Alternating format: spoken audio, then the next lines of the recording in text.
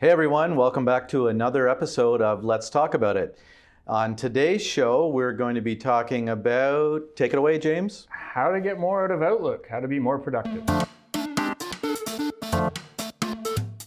So James, both of us have a lot of clients that use Microsoft Outlook for their email client, and yeah, we do ourselves.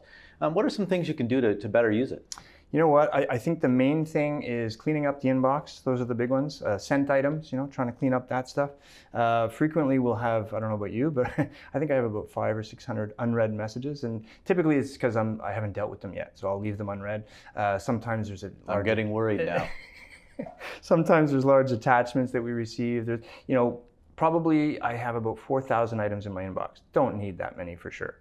Something that's been in there for 6 months, hasn't been used, hasn't been dealt with, probably can be garbaged, What about, I mean, I see a lot of people that they will delete things, but then it goes to the deleted items bin.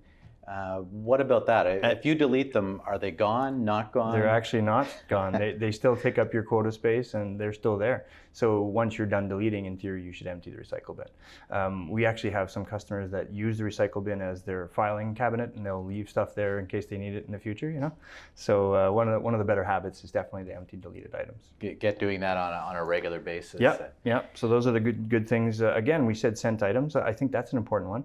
Last time I checked, I think I had about 14,000 items in there, and that was really the cleanup that I had done before starting in January 1. So you know how we get 100 emails a day. Well, you're also responding to that many. So cleaning up sent items, I think, is critical. Are you able to, like once you do empty the deleted items, what if I realize that, I emptied something that I actually need now? Can I get that back? You definitely can, yeah. There's settings on the server. I think typically they're 30 days that you can get stuff back from, and you can modify that as you need. So that's pretty easy to do if I've made a mistake? Yeah, well, if you've got a good IT guy, he should be able to set that up for you. So we can both do that then? Potentially. What about things like, I know there's a lot of talk these days about shared mailboxes and the availability of using those. And what are some things you can do with those? I like a shared mailbox for, multiple people need to have access to this account. So it could be typically the help account, let's say. It could be the info account, sales at. If multiple people need to get access to it, we should create a shared mailbox.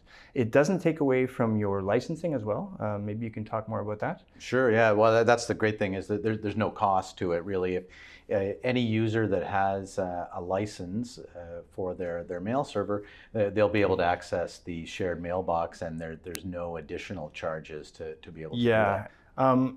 If we do need to save a bunch of items in our inbox and our sent items deleted, whatever it might be, we have a very large mailbox. Is there another way that we can, kind of clean this up a little bit?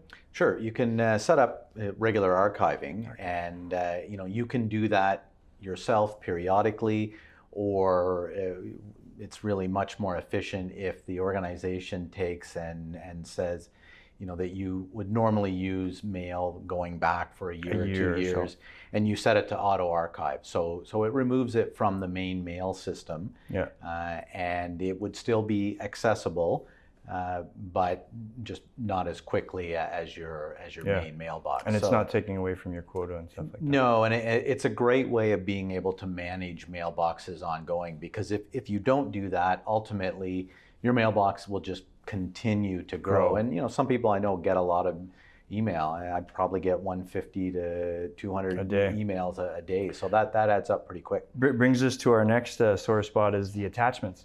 I know so many customers that are using attachments and sending it to each other internally, and they're, maybe there's some better habits they could have about attachments. Do you have any advice about that? Yeah, I think like a lot of times attachments get sent in an email, and it really, if you work in the organization, I can just point you to where it is, the shared folder on the server. Yeah, I can send you a link to that as opposed to the attachment, and then that way it's not cluttering up the mail system. Yeah. The other thing is that by doing that, it allows you to send very, very large or links to very, very large files, so they're not in the mail system, or if you're sending them to somebody external to your organization, sometimes the file may be too big for their organization to accept or for yours to send.